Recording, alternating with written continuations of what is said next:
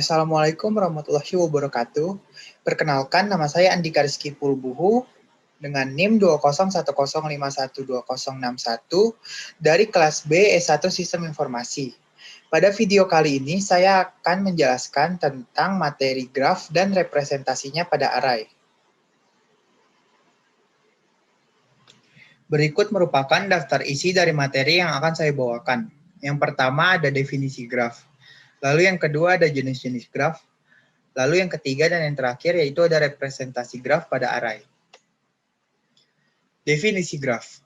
Graf adalah himpunan benda-benda yang disebut vertex atau node yang terhubung oleh sisi atau edge. Biasanya, graf digambarkan sebagai kumpulan titik-titik melambangkan vertex yang dihubungkan oleh garis-garis melambangkan sisi. Lalu ada contoh graf. Graf A di samping dapat dinotasikan dengan graf A sama dengan V, E. Yang V itu merupakan vertex yang terdiri dari V0, V1, V2, V3, V4, V5, dan V6. Lalu ada edge yang merupakan sisi terdiri dari E1, E2, E3, E4, E5, dan E6. Lalu ada jenis-jenis graf. Graf memiliki banyak jenis. Berdasarkan arah sisinya, graf dibagi menjadi dua jenis, yaitu directed graph atau graf berarah, dan undirected graph yaitu graf tidak berarah. Di sebelah kiri ini merupakan contoh dari graf berarah atau directed graph. Graf ini memiliki directed edge atau sisi berarah. Pada directed graph, kita dapat berjalan dari vertex A ke C, tetapi tidak bisa kembali dari C ke A, karena edge-nya hanya memiliki satu arah, atau sisinya hanya satu arah saja.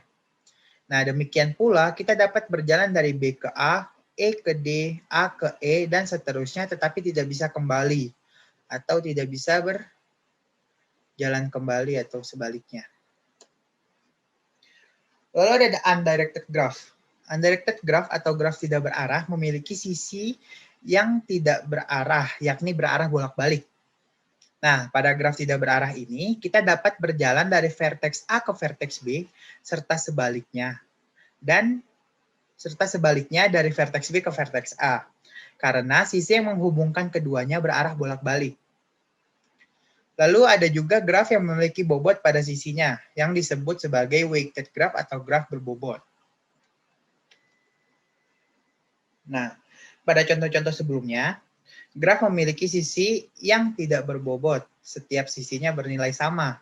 Dengan kata lain, berjalan dari vertex A ke vertex G sama saja biayanya dengan berjalan dari vertex A ke vertex E.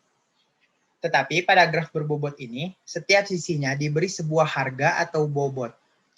Yang jika setiap sisi memiliki harga atau bobot yang menyatakan hubungan antara dua simpul, maka sisi tersebut merupakan sisi dari graf berbobot. Nah, satu yang di samping kiri ini merupakan contoh dari graf berbobot yang tidak berarah.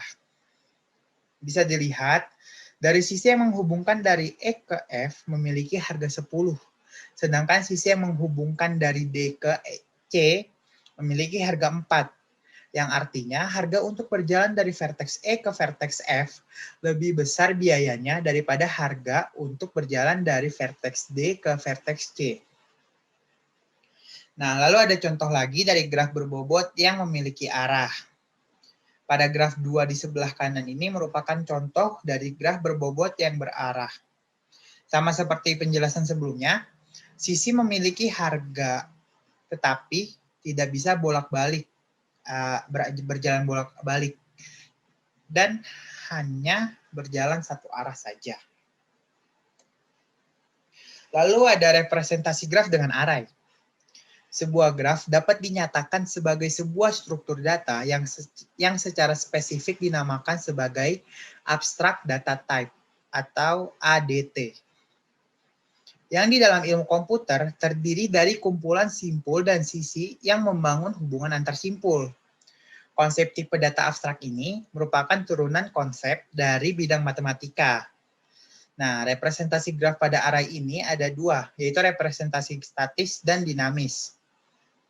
Oh maaf, representasi graf ada dua, yaitu representasi statis dan dinamis.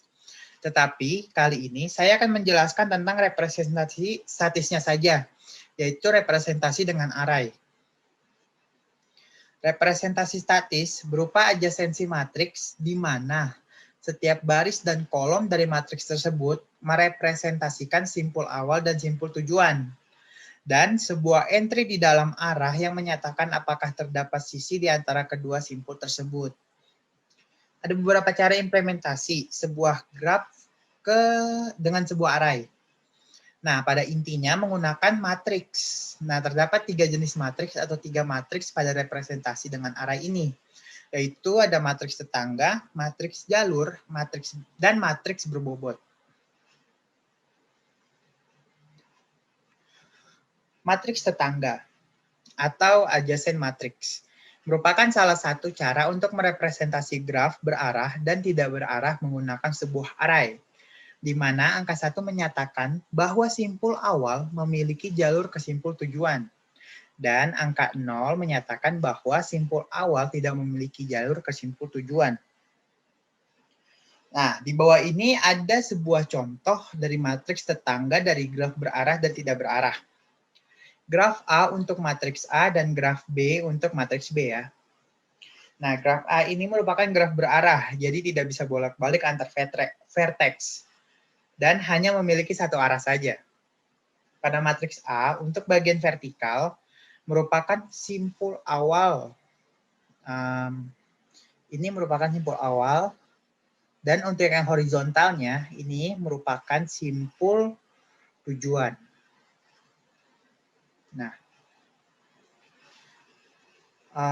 dapat dilihat pada matriks A ini, vertex A ke B memiliki nilai 0, karena grafnya merupakan directed graph, dan sisinya hanya memiliki satu arah saja dan tidak bisa bolak-balik.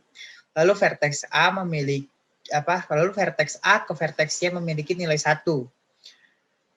Lalu vertex A ke E memiliki nilai 1 juga, dan seterusnya, yang dapat dilihat pada matriks A yang sebelah atas, yang seatas ini.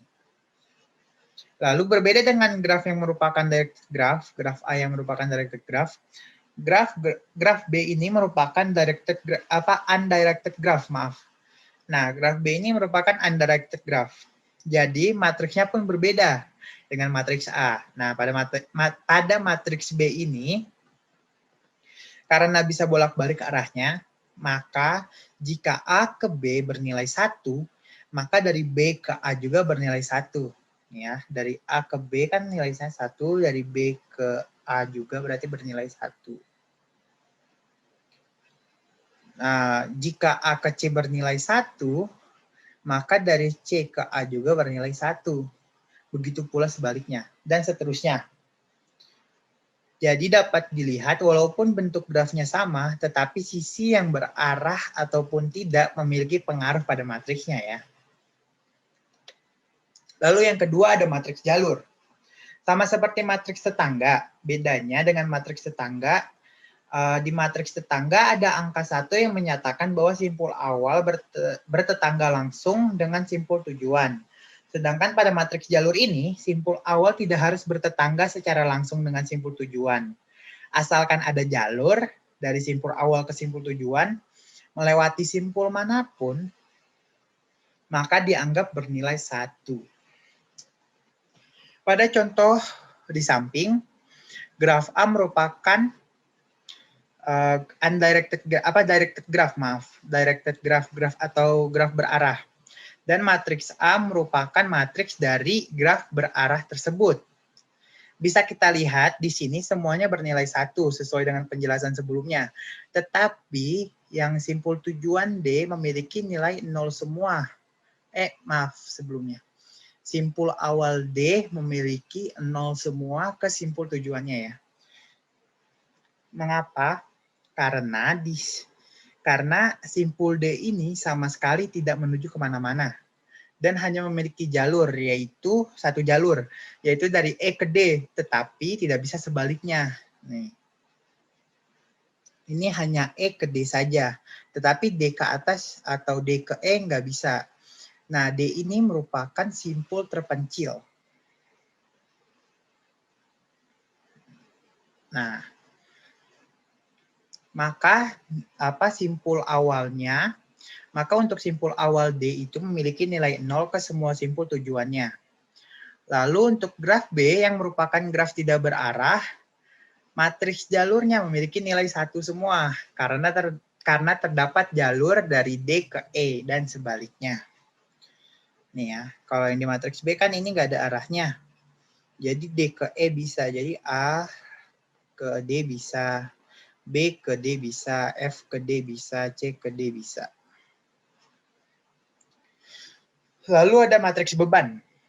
Matriks beban merupakan salah satu cara untuk merepresentasikan graf yang memiliki beban.